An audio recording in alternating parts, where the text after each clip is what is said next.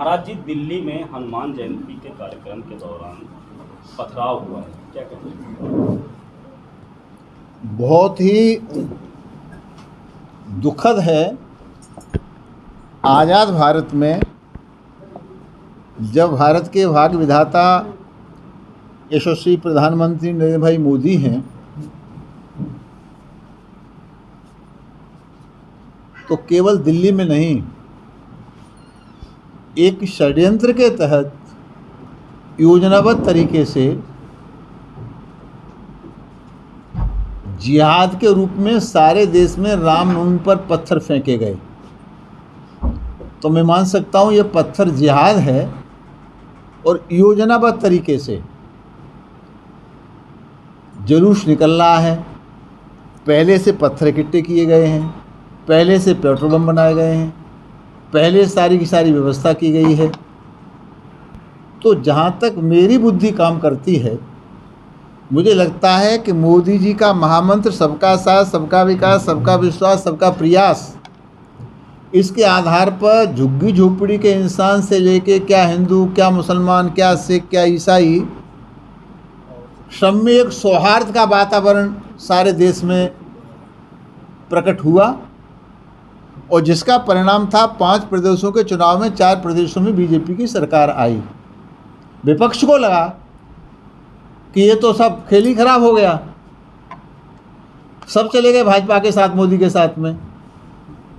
तो उनके पास अंग्रेजों वाली नीति रह गई, फूट डालो और राज्य करो। तो रामनवमी के अवसर पर चाहे दिल्ली के केजरीवाल हों, चाहे राजस्थान के गहलोत हों, चाहे फिर वो छत्तीसगढ़ वाले हों, या हमारे भी प्रदेशों में योजनाबद्ध तरीके से विपक्षियों ने जानबूझ करके जहर घोलने का काम किया। अब ये जांच का विषय है, तब सरकारें जांच करेंगी। वहाँ सही जांच नहीं होगी तो केंद्र की सरकार कमेटी बना के जांच करेगी, और जो दोषी होगा उसके खिलाफ कार्रवाई होगी, और कार्रवाई हो भी रही है। तो लोग तिलमिला रहे हैं, परेशान हो रहे हैं। अब लोग इस पर बहस नहीं कर रहे पत्थर क्यों फेंके गए, और पत्थर फेंकने के बाद बुलडोजर चल रहा है, कार्रवाई हो रही है, इससे लोगों को दर्द हो रहा है, बड़ी पीड़ा हो रही है। मान लीजिए जुलूस किसी मुस्लिम मोहल्ले से निकल रहा है, तो उनने सब पत्थर पहले से इकट्ठे करके लगे, तो उनको कोई ज्योतिषी थे, उन्हें पता था कोई नारा लगने वाला है, और नारा लगा के नहीं लगा, उसका प्रमाण होना चाहिए।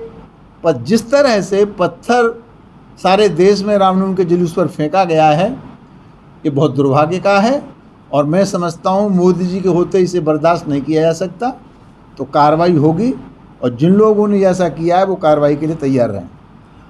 महंगाई बेलगाम है, इस पर क्या कहना चाहिए? अब महंगाई के अनेक कारण हैं। केवल यूक्रेन और रूस का युद्ध उसके ऊपर ही नहीं डाला जा सकता, परंतु केंद्र और प्रदेश दोनों सरकारें इसमें चिंतित हैं। और उस महंगाई से बचने के लिए हम लोग जनता की पूरी तरह सेवा कर रहे हैं। जिस तरह से हम लोग अन्न बांट रहे हैं, तो मुझे लगता है कहीं कहीं तो इस महंगाई से निजात जनता को मिलेगी ही। चुनाव में भाजपा को हार का सामना देखना पड़ा है, इसका क्या कारण हो सकता है? नहीं, कतई हार का मुंह नहीं देखना पड़ा है। तो उपचुनाव थे, और जिस प्रदेश में सरकार होती है ये सब जानते हैं, उपचुनाव सरकार के पक्ष में जाता है। और जिस तरह से गुंडागर्दी आसनसोल में हुई, जो कुछ छत्तीसगढ़ में हुआ, तो वो आप इसे भाजपा की 4 सीटों को लेके उसे पराजय नहीं मान सकते। वो तो जिनकी सरकार थी, उपचुनाव उसी सरकार के पक्ष में जाते हैं। भाजपा मजबूत थी, विश्व की सबसे बड़ी लोकतांत्रिक पार्टी है, और मुझे लगता है कि हम 80-85% देश पर राज्य कर रहे हैं। तो कहीं किसी प्रकार की चिंता की बात नहीं है, और ये परिणाम कुछ इशारा नहीं कर सकते। महाराज जी, दिल्ली में हनुमान जयंती के कार्यक्रम के दौरान पथराव हुआ है, क्या कहते हैं? बहुत ही दुखद है। आज़ाद भारत में जब भारत के भाग्य विधाता यशस्वी प्रधानमंत्री नरेंद्र भाई मोदी हैं, तो केवल दिल्ली में नहीं, एक षड्यंत्र के तहत योजनाबद्ध तरीके से जिहाद के रूप में सारे देश में रामनवमी पर पत्थर फेंके गए, तो मैं मान सकता हूँ ये पत्थर जिहाद है और योजनाबद्ध तरीके से जुलूस निकल रहा है। पहले से पत्थर इकट्ठे किए गए हैं, पहले से पेट्रोल बम बनाए गए हैं, पहले सारी की सारी व्यवस्था की गई है। तो जहाँ तक मेरी बुद्धि काम करती है, मुझे लगता है कि मोदी जी का महामंत्र सबका साथ, सबका विकास, सबका विश्वास, सबका प्रयास, इसके आधार पर झुग्गी झोपड़ी के इंसान से लेके क्या हिंदू, क्या मुसलमान, क्या सिख, क्या ईसाई, सब में एक सौहार्द का वातावरण सारे देश में प्रकट हुआ और जिसका परिणाम था 5 प्रदेशों के चुनाव में 4 प्रदेशों में बीजेपी की सरकार आई। विपक्ष को लगा कि ये तो सब खेल ही खराब हो गया, सब चले गए भाजपा के साथ, मोदी के साथ में, तो उनके पास अंग्रेजों वाली नीति रह गई, फूट डालो और राज्य करो। तो रामनवमी के अवसर पर चाहे दिल्ली के केजरीवाल हों, चाहे राजस्थान के गहलोत हों, चाहे फिर वो छत्तीसगढ़ वाले हों, या हमारे भी प्रदेशों में योजनाबद्ध तरीके से विपक्षियों ने जानबूझ करके जहर घोलने का काम किया।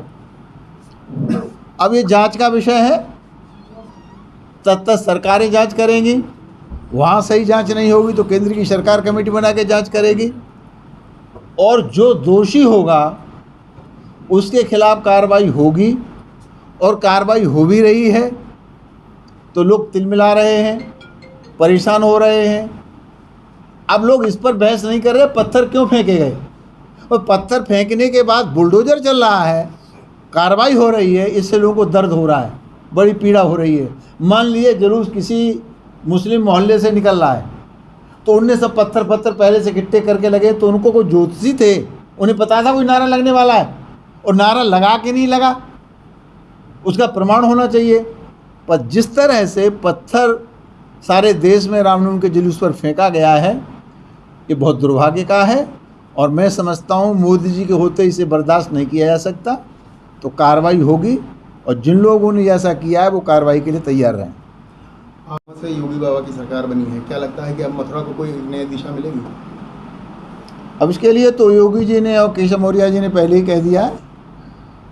अब हमारे वो कौन गायक है कन्हैया मित्तल, उसने कह दिया है कि अयोध्या और काशी तो सजा दी गई, और मथुरा की वारी होगी सजा दिया जाएगा। और योगी जी ने विकास का खजाना खोल दिया है मथुरा के लिए, तो मुझे लगता है उसकी तरफ ये कदम है। आपसे सवाल ये इसलिए पूछा गया था क्योंकि आप साक्षी बने थे अयोध्या मंदिर को लेकर। अयोध्या जो बाबरी का विध्वंस हुआ था उसको लेकर अयोध्या मंदिर का सबसे बड़ा आपने निर्माण कार्य से लेकर, मुझे लगता है अब इतने बड़े विवाद की आवश्यकता नहीं है। मुसलमान को आज़ादी के बाद से बहकाया गया, अब मुसलमान बहुत समझदार हो गया है। तो मथुरा के मामले को हिंदू और मुसलमान बैठ करके सुलझा लेंगे।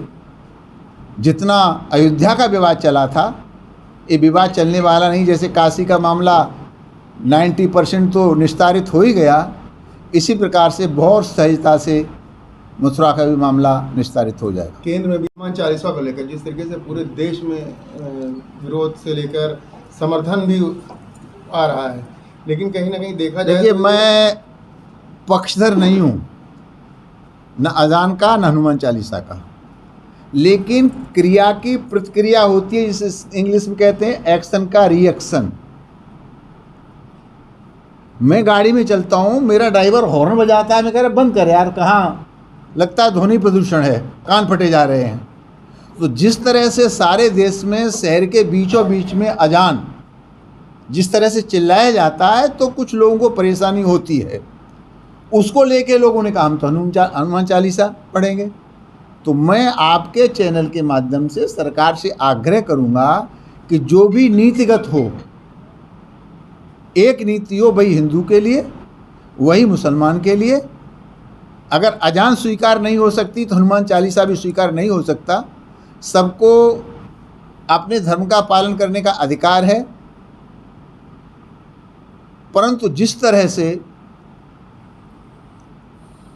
स्थितियां बदलती जा रही हैं, तो मुझे फिर अपने पुराने वाले पैटर्न पर आना पड़ेगा कि मदरसे और मस्जिदें ये दोनों को दोनों ये सही दिशा में नहीं चल रहे।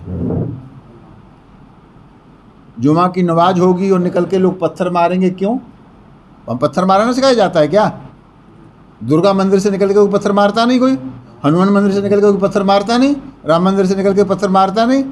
आज तक बता दीजिए मुसलमानों का कोई जुलूस निकला हो और किसी हिंदू ने एक भी पत्थर मारा हो? कहीं बता दीजिए। आज तक हिंदू ने एक भी पत्थर नहीं मारा, तो रामनवमी में पत्थर क्यों मारे जाते हैं? इसका मतलब है कि मस्जिद और मदरसों में जो शिक्षा दी जाती है शायद सही नहीं दी जाती, या जिहादी शिक्षा दी जाती है जिस पर लगाम लगाने की आवश्यकता है।